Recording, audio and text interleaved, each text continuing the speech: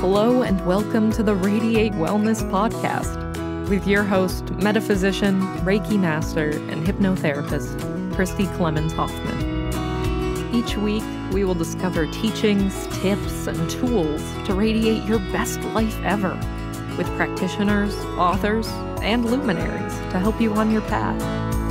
Wellness, joy, peace, abundance. What do you want to radiate? Hello and welcome back to the Radiate Wellness Podcast. Today we radiate history and haunting with Rebecca Pittman, who is the author of the History and Haunting series, as well as the Countdown to Murder series. So two of my favorite things, true crime and paranormal. Welcome, Rebecca. Thank you for joining me today. Well, I'm very much excited about being here. You have a very eclectic group of topics in your podcast. That's what I love about the Radiate blank. We can radiate whatever we need to radiate, right? So, this is the spooky season, and it's one of my favorite seasons because we get to talk about all things spooky, and the hauntings and history is so fascinating. What got you started? I live only about 45 minutes from the Stanley Hotel in Estes Park, Colorado, which is the most haunted hotel in America. And I would go up there twice a month because Estes Park is gorgeous. Oh, yeah. And nobody had written a comprehensive book on the Stanley Hotel with its incredible history and inspiring Stephen King to write The Shining. So the owner gave me permission.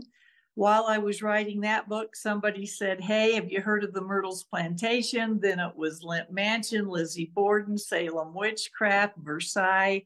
I didn't plan it, actually, Christy. It was one of those things that snowballed. Oh, isn't it though? Wow. Had you been interested in the paranormal before that? Oh, always. Always. I think the Ghost of Blackwood Hall in Nancy Drew was my favorite when I was in junior high. And then in high school, they actually aired the movie The Haunting by Shirley Jackson, which is my all-time favorite, and I was hooked. I thought, okay. Plus, my mom had some psychic ability that showed me there was a lot more out there than what we think. And so it's kind of a blend of different things. But yeah, Halloween's always been my favorite anyway. And history, have you always been interested in history? That's my favorite part, to be honest. 3/4 of the history and haunting books are the research about the venue, the event, or the person. And then the last quarter of the book is the paranormal activity going on there today. So you very much get a deep dive into the history of that building or the event, like the Salem witch trials. Lizzie Borden was such an interesting crossroads because not only is the house where the double murders happened interesting, but to this day is, I believe, guilty of doing them, even though she was acquitted. So you have true crime intertwined in that book. It's not just paranormal. Well, even the Salem witch trials, and Salem probably has a true crime aspect to it too. Well, they were murdered. I mean, you've got to flat out just say it. Those girls finally admitted they made it up and did it for sport. And by then, 19 people had hung. One man was crushed to death and 5 died in jail. Oh, man, that is crazy. Have you ever thought about coming to Kansas City? Because we've got a lot of haunted places here. I have driven through there near you on the way to Limp Mansion in St. Louis a lot. So next time I promise to do a pit stop. Well, you have to. I will take you to the Shawnee Indian Mission, which is very haunted and has a horrific history, as well as Civil War history and basically the direction of our country too. There's a rich history there. So I know your most recent paranormal book is History and Haunting of Versailles. The Palace of Versailles. Did you get to go there? I had my ticket, my passport, and COVID hit. I mean, literally hit. And so it got canceled. I still needed to have the book finished. So they put me in touch with one of the historians there, which was very kind of them. The palaces in Europe are not real open to the paranormal part. They're becoming more so. But it's more like, no, we want to focus on the history part, which is fine. But when the Palace of Versailles got back to me and said, yes, You can write about our paranormal history. I fell off the couch. So Right. I got everything I needed without actually getting to go there. And I'm probably going there this fall or next spring. That's wonderful. So I have to ask, is the whole grounds of Versailles haunted, or is it just the palace or the Trianon or some of the outbuildings? In my opinion, there's things going on everywhere based on the reports I got. I had a lot of people write to me with their personal experiences. I think the most famous haunting and the most prevalent is Marie Antoinette at the Petit Trianon, which was her, as you know, private hamlet, her own little chateau. That one's been documented, and several people have had the same experience there. But inside the palace itself, yeah, there's a lot that goes on, and I don't see how there couldn't be. There was actually a period where 154 people were poisoned. It was actually called the Affair of the Poisons because all of these wealthy lords and other people were crammed in there to pay homage to Louis XIV, Louis XV. And in order to gain rank and climb up to earn the king's favors, they were knocking each other off. And there were women knocking their husbands off. And suddenly it was that many people that they called it the Affair of the Poisons. So a lot of deaths, sadly, especially in that era, there was always the threat of disease. And Versailles was originally a swamp. So you've got the laborers dying of yellow fever and all of these things that these mosquitoes brought. So there's quite a bit going on there. Oh my goodness. That is just fascinating. You know, all the places in Europe, it is so old. I mean, most of them are haunted. And, you know, everywhere that I go, I always see spirits anyway. It doesn't mean that the place is haunted, but there's spirits everywhere. So that's very. Do you have an ability to do that? I do. Oh, that's great. I'm a practicing medium. Yeah. So that's very helpful. Now, have you ever been on any, what do they call that? When investigations?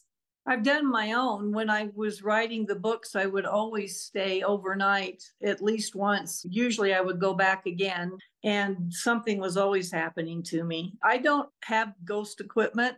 I'm not putting it down. But when things happened to me, it was always when I didn't expect it. I wasn't going around, show me a sign. It was always on a peripheral almost. But at Limp Mansion, I've had something kick the bed and sit on my feet. I've heard gunshots in the hallway.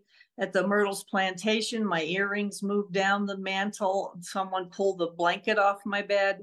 And I was never looking for it. And I think that tends to be what happens a lot in the spirit realm is they're not there to be put on display. They're not a party trick. No. And I think it's because that I wasn't doing that. I was focused on something else every time something happened to me. Interesting. Are you finding that this topic of history and haunting is very popular? You know, what's interesting is when my latest book was Countdown to Murder Alec Murdaugh, because that case went international. It's still going on. It's still evolving. He's in prison for killing his wife and son, but there is so much more still about to hit. And a lot of documentaries coming out in September, which by the time this airs, it will have been a month prior to this. But yeah, when I decided before I wrote it, because I have such a huge following for the paranormal, I went on Facebook and said, which book would you prefer? Something on true crime, which is huge, or paranormal? It was straight down in the streaming, paranormal. I still think it is the biggest genre across the board, whether it's movies or film, books, you name it. It's not going away. Halloween starts earlier every year. It's just huge. And people I think it's like almost like a last frontier. It's mysterious. It's still very rare to catch an apparition or something on film. So there's still all of that intangible out there that I think really tweaks people's interest, and it's spooky and it's mysterious, and you've got the whole thing. Right. There's so many shows out there, Zach Bagans, of course, and Chip Coffey talking about the paranormal and the paranormal podcasts. Actually, Jim Harold's Campfire, he's been on the show a couple of times. And that's why we drink Two Girls, One Ghost, all kinds of paranormal and true crime. They tend to go hand in hand like peanut butter and jelly. They do segue. That's why I actually slipped into true crime. I was afraid I would lose some of my fans for paranormal, but it was just the opposite. They were very excited. They have a lot of the same elements, don't they, Christy? They have puzzles, clues, that you follow, the unknown. I think there's a lot of that same titillation, if you want to put it that way, in both true crime and paranormal. Well, if you think about the affair of the poison, the axe murders, the Sally House, all of these, they have true crime elements anyway. Exactly. With the Countdown to Murder Pam Hupp, Countdown to Murder Alec Murdaugh, no, there wasn't any paranormal that came into those books. But again, I felt when I did the research, I thought this is very similar. I am looking for the clues. I'm looking for the connections. I'm putting all this together. And so, no, they're not that different. And they happen to be the two biggest genres for a reason, I think. With true crime, it's almost voyeuristic. You want to peek behind the curtain and see what happened. For me, it's that last clue of what tripped them up. That is my favorite part with Dateline or anything else, is what did this guy who thought he was smarter than everybody do wrong? But let's face it, the spirit world are people who have passed on. It's their energy, and you can't destroy energy. It can only take another form. So there's nothing to me that is so woo-woo about ghosts, because when you die, when you leave this mortal body, that spirit has to go somewhere. You can't destroy it. It's not buried with you. It's not cremated with you. It's out there. And that's the energy that interacts with people that we call ghosts or a haunting. The question that amuses me the most is, people, do they change their personality once they die? Because so many people think if it's a ghost, then it's evil. It's scary.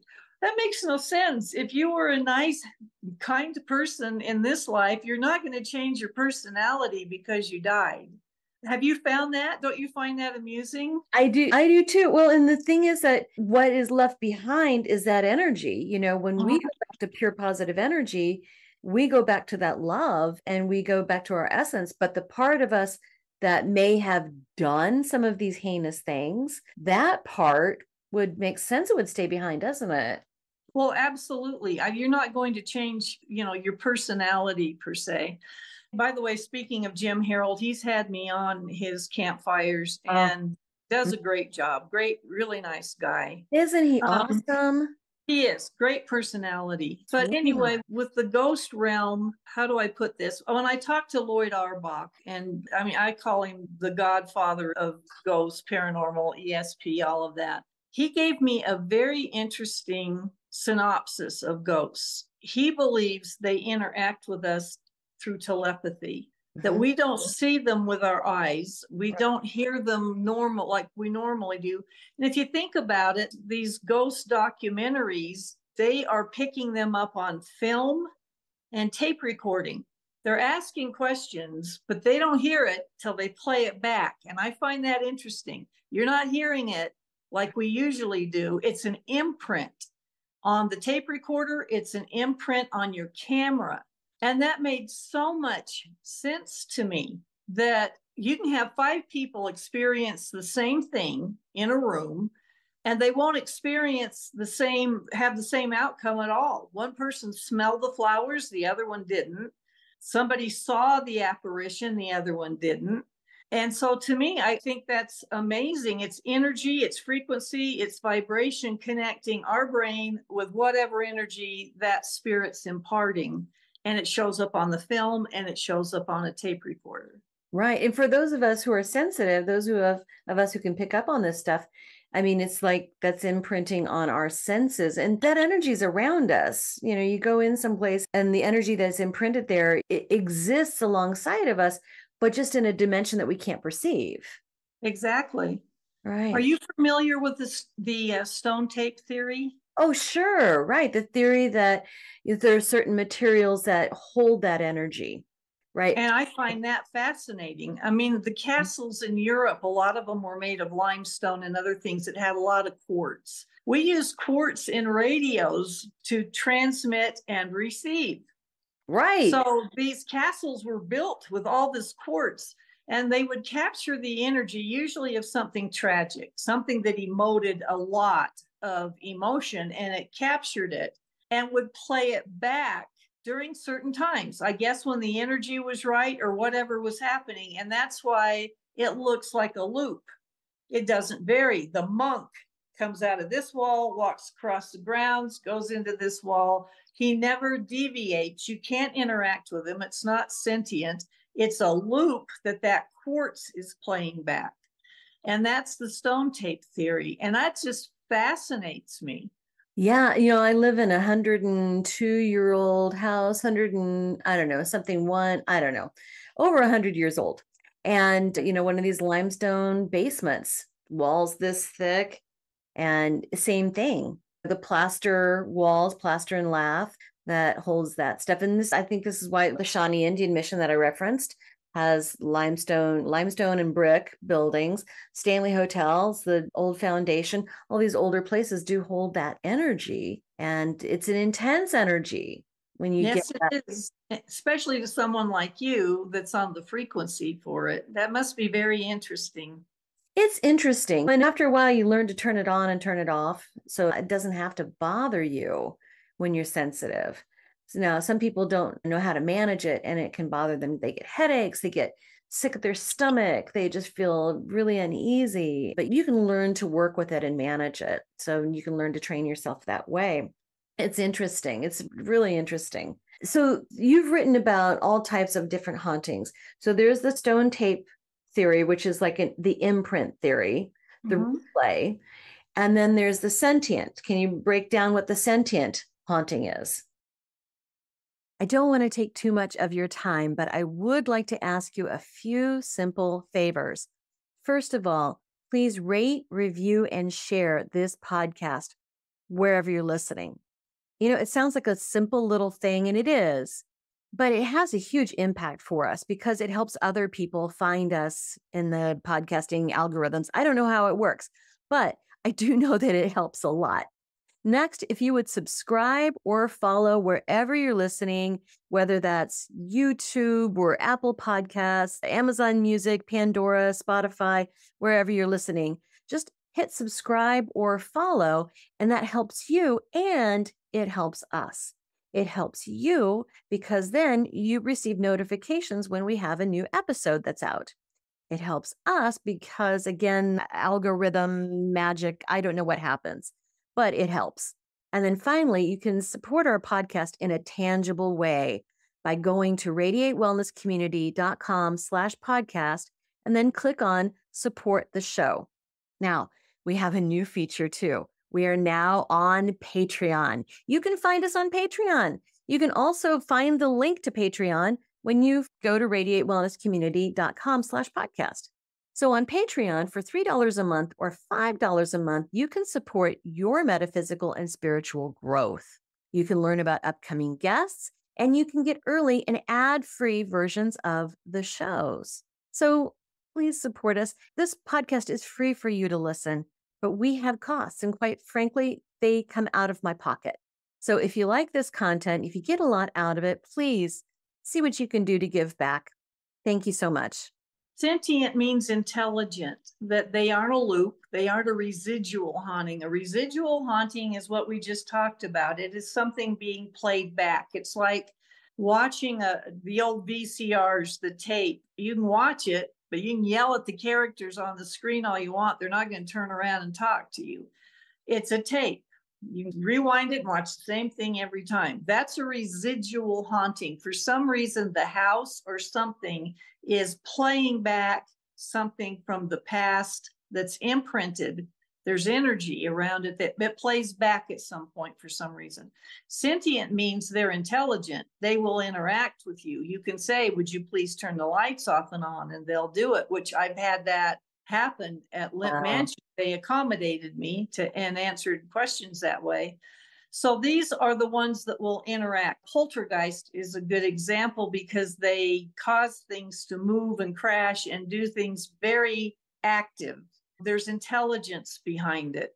So those are the two different kinds. And I think a lot of the hauntings are residual, to be honest, but that's not to say there aren't the ones that are actually interacting with you. I was at an investigation at the John Warnell House here in Kansas City, and it was on the Civil War battlefield of the Battle of Westport and had been a field hospital and was in the Warnell family, which was related to the family that had the Shawnee Indian mission. And it was an interesting mix of, it was like residual with sentience. So they would answer, the spirits would answer questions, but as pertained to their time in history. If that makes sense. Isn't that interesting? That was interesting. So I interacted with someone who was in charge of their troops. So maybe not a general, but a major, somebody who was in charge of their troops, and they were planning their battle for the next day. And so they could answer questions about that, but were not aware of the present day. So that was kind of interesting. That is very interesting. That's actually the first time I've heard of it being time specific like that. That's pretty cool. Yeah. So I don't know if they were just, like you said, just looping continually in that time period, which they were, but they were at least sentient about that. And then there have been people think they were reenactors at the Warnell House Museum. It's like, wow, what authentic reenactors you have. No, we don't have any reenactors here. Oh my word. Yeah. That's pretty cool.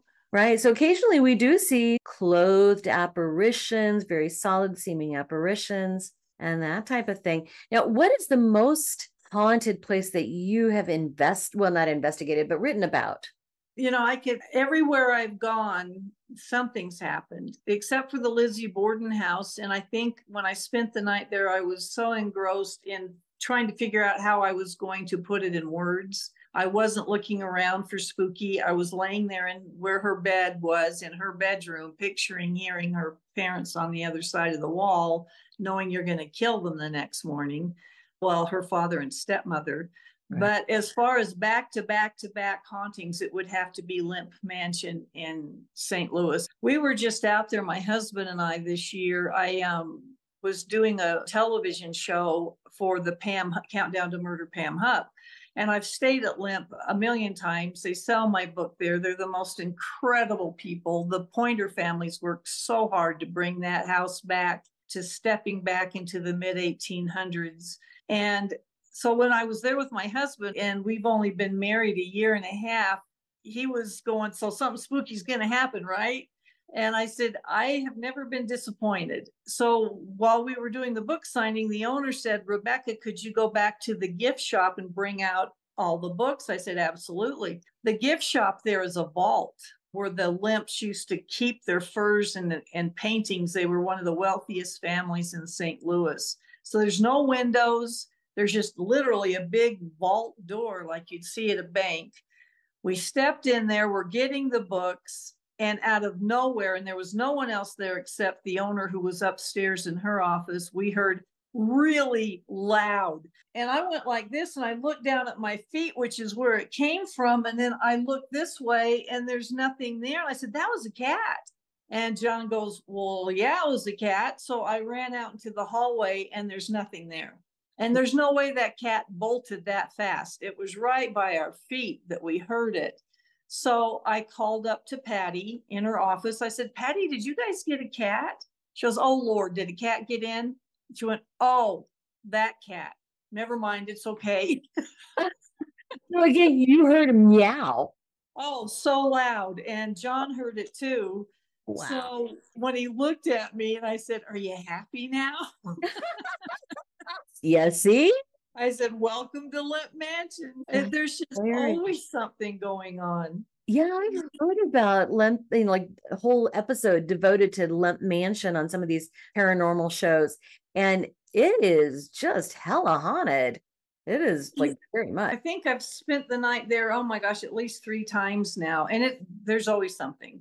And for me to hear the gunshots and a dog bark, it was like bang, bang, whoo, really loud right outside my door. Wow. And it was while I was researching the book, and I hadn't finished all the research because there were 9 kids in this family, and I'm researching everybody. Well, Charles Lemp was the last of the Lemps to stay in the house. And by then it was deserted. He was there all alone, except for 2 caregivers that stayed in the carriage house out back, riddled with arthritis, in his 70s. And I hadn't gotten to that part yet. And I was trying to figure out, why was I hearing 2 gunshots and a dog bark? And when I got to the part on Charles, he had actually committed suicide in Lemp Mansion by shooting himself, and he shot his dog first because he didn't want to leave it there alone.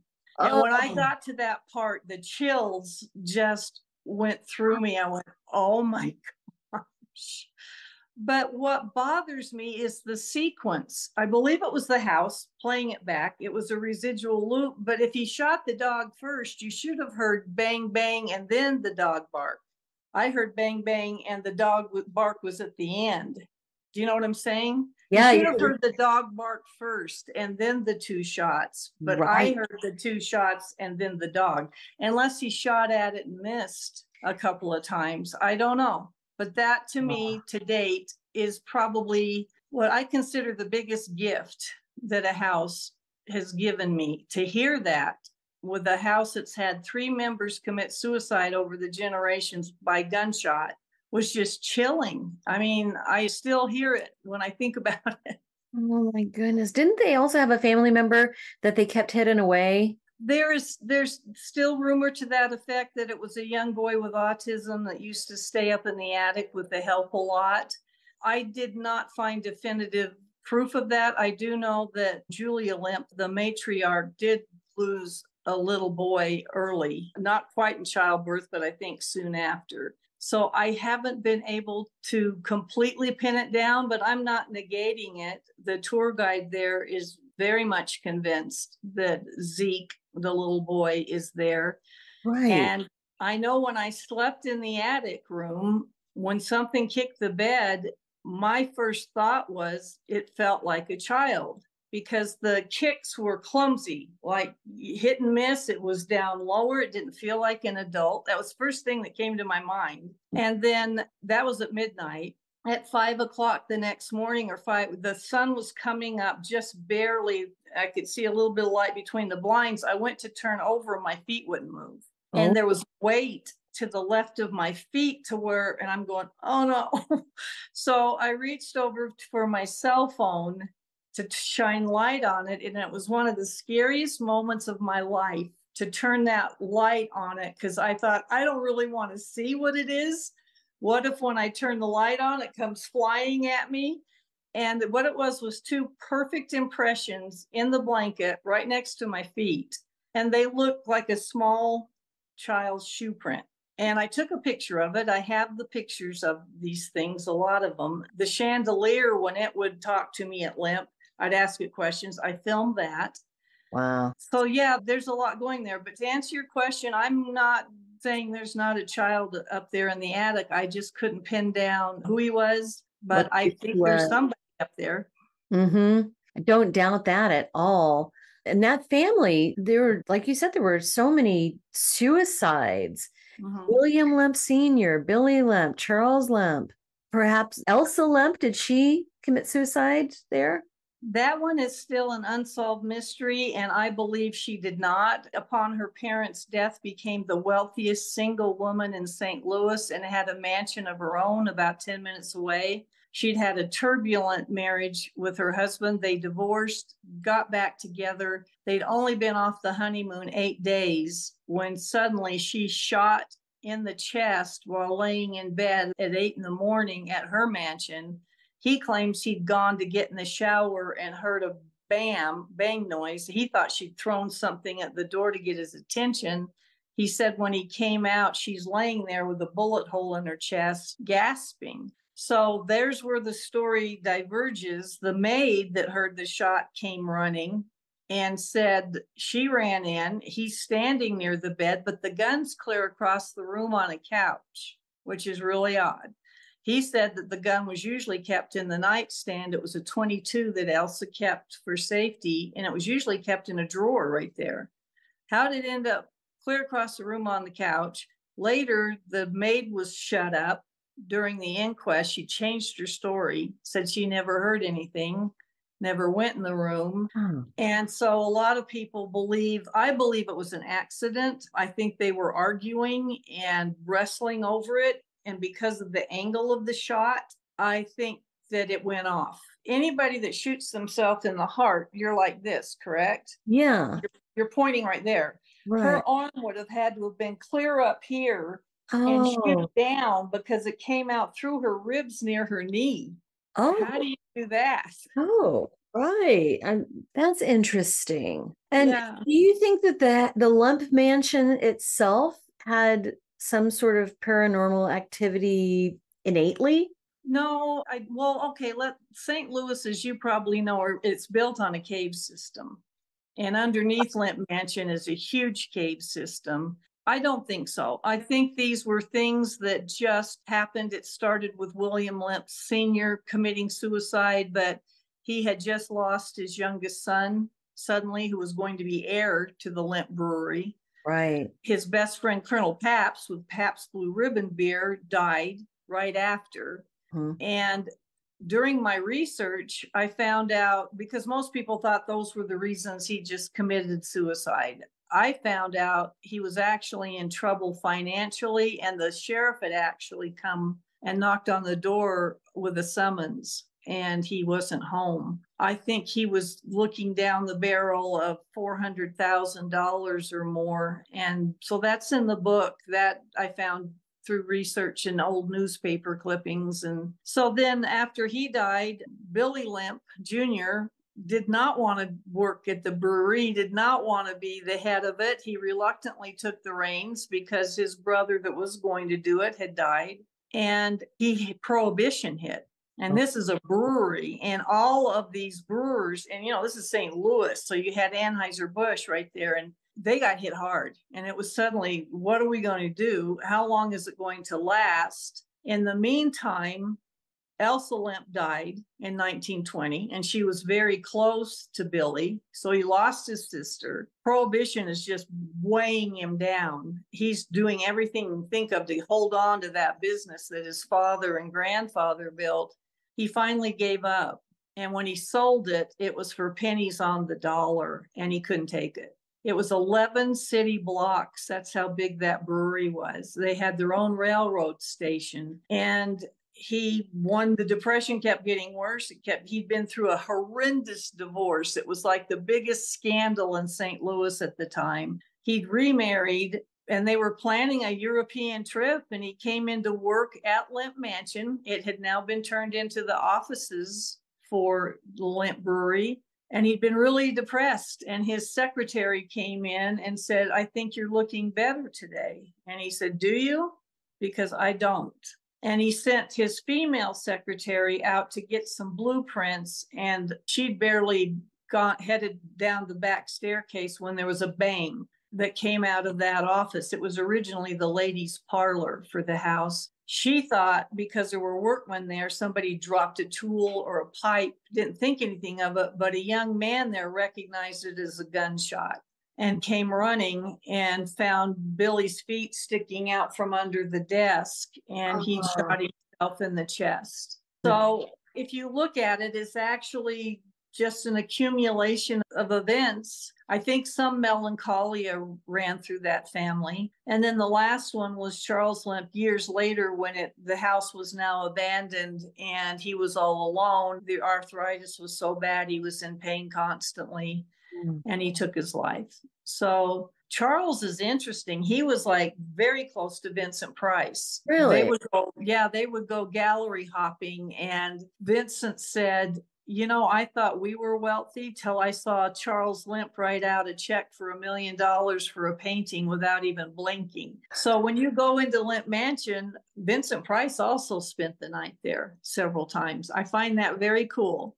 That is really cool. Oh, very interesting. Now, I wanted to ask you, while I have you here, about Salem and the Salem witch trials, because that was a dark time in our history. So, the activity, the hysteria began in the Reverend's own household. Why do you think that was? there was a lot of factors going on. The Reverend, and back then, unfortunately, they preached the devil more than they preached God. Right. From the pulpit. Satan's alive and he's coming for you.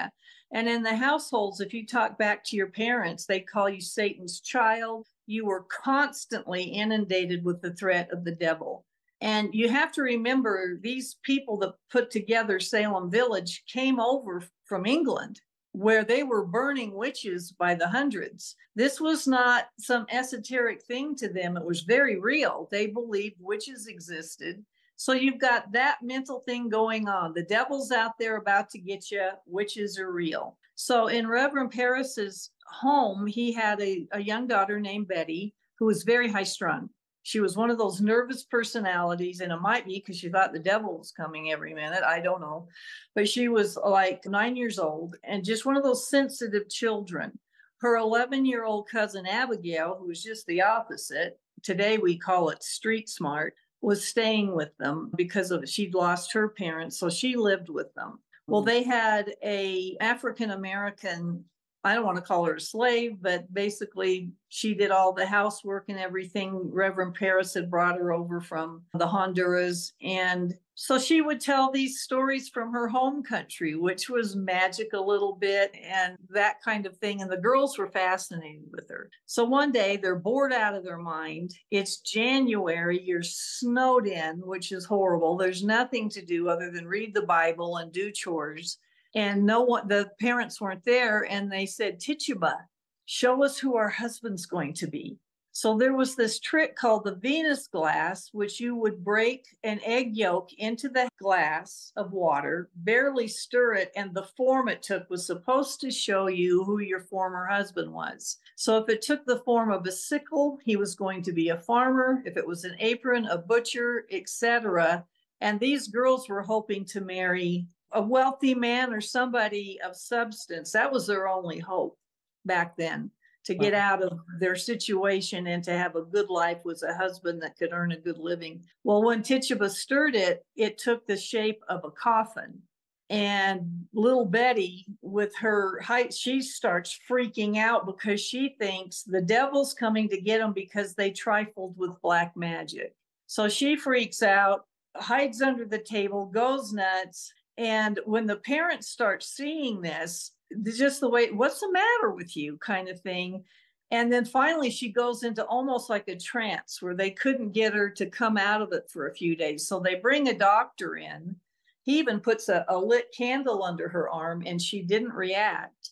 He goes, this isn't physical. This is of the devil. So suddenly little Betty's gotten out of doing all the chores. She's getting all this adult attention, which was unheard of. These kids were almost as low as slaves. You didn't talk unless you were asked a question. You were at the bottom of the totem pole. Suddenly, all these adults are giving her attention. So her cousin Abigail, who's noticing this, says, well, I want in on this. She starts barking like a dog, climbing under the furniture, pretends she's going to run into the fireplace with the fire going, takes kindling out that's lit, and throws it all over the place, flaps her arms, whoosh, whoosh, like she's a bird. And to make a long story short, now the adults are all noticing. The neighborhood teenage girls are noticing and going, ooh, this could work for me. So here was the turning point, Christy, is at first the adults were saying, what afflicts thee? Suddenly they said, who afflicts thee? Because the physician had said, this is of the devil or this is witchcraft. And now they're stuck. And little Betty, who was very close to Tituba, threw her arms out and went, Tituba, like, help me. And Tituba, and they said, Tituba's a witch. And that's how it started. And then suddenly the adults were whispering in the kids' ears to say Sarah Good, say Sarah Osborne. Because these were the women that lived in the village that people didn't like. They wanted to get rid of them. I mean, it's so insidious when you look at what really happened. So Tituba and the two Sarahs were the first three to go on trial, and it just escalated from there. Oh, it's what a tragedy, I have to say, first of all. But I've heard that there's ley lines under Salem. Is that accurate? Yes, but they're mainly in what was then Salem town. There was Salem Village, which today is Danvers and Peabody. Salem town is the one we associate with all the Halloween stuff. It's where the stores and the Hawthorne Hotel and everything. There are a bunch of ley lines under there. And interestingly enough, during this was going on in 1692, the judges' homes were built along those ley lines. So this was Salem town, and it's where the trials were eventually moved to. But they were two different things, Salem Village and Salem town.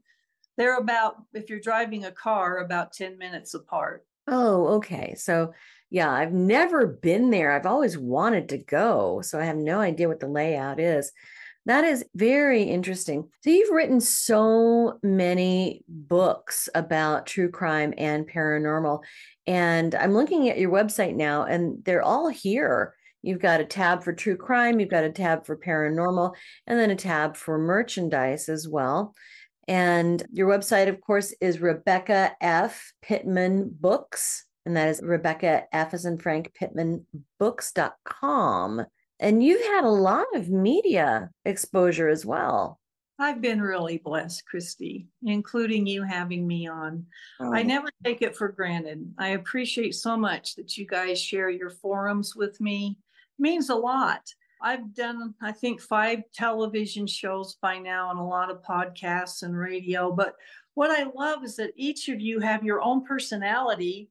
You've done your homework. You've got your own insights. I come away from these interviews learning a lot from you guys, and it's always a great exchange, and I really enjoy it. Wonderful. And what books do you have coming out next? To be honest, the countdown to murder Alec Murdaugh, because the trial went 6 weeks instead of 3, that book ended up to be 703 pages. It took a chunk out of me. The story is still evolving. Every day was breaking news, and I'm going, no more breaking news, because I'm trying to get it finished. I need a break from all the research. So I'm doing a novel, and it's called When Shadows Walk, and it is paranormal and true crime.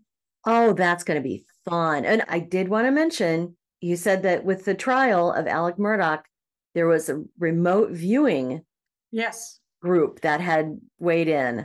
Do you have a minute for that? I have a minute for that. Yeah. Okay. Well, Michelle Freed, she is my publicist. She books shows for me and everything. So she said, did you know I have a remote viewing group? And I said, well, no.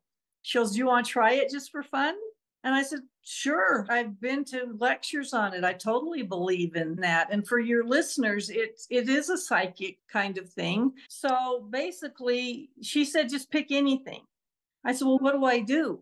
And actually, remote viewing, the Russians have been remote viewing us for a long time. CIA has used the military. You give somebody a target number, and that's it. And they will go there in their mind and tell you what they see.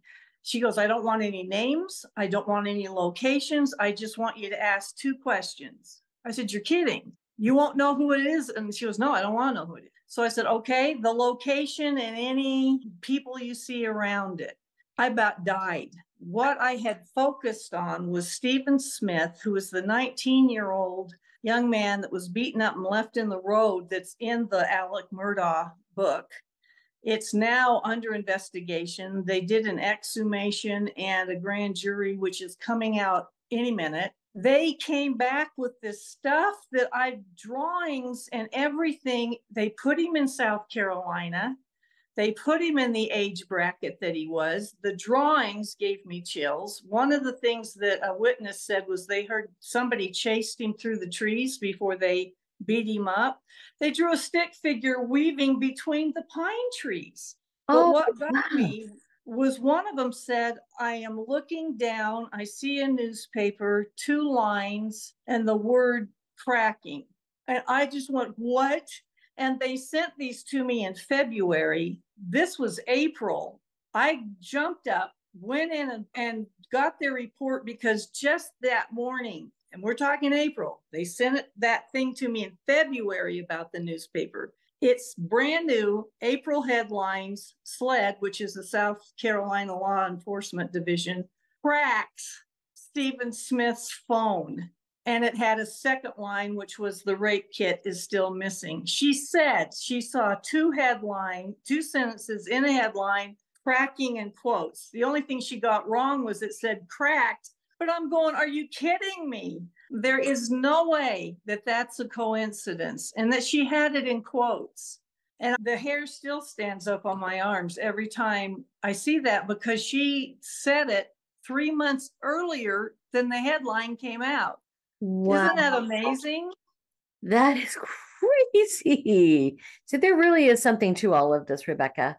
Oh, I have no doubt. And with the drawings that they sent, they did say some things that are not on the radar that I've never heard of. And when that grand jury report comes back, if they got that right too, it's going to be insane. But I went ahead and put it in the book. I told Michelle, I said, I'm putting it in there. There's no way this was a coincidence. I love it. Fascinating. Okay, well, everybody go read Rebecca's books. Thank you, Christy. These are fun topics. Thank you so much for being with me. And when your novel comes out, I'd love to talk to you about that. Oh, thank you. That would be awesome. Yeah, I can't get away from murder and ghosts. I guess I'm weird. Well, then I'm weird too. Thank you, Rebecca. Thank you for joining me today. All right, and happy Halloween. Happy Halloween. Don't know what to watch next? Decisions. Well, we've got some suggestions. You can click this little video here and watch that. It's something that we think you're going to like. If you like the last one, you're going to like that one too. You can also click on the subscribe button. And if you do that, then you'll get notifications whenever we have a new video up. Win-win, right?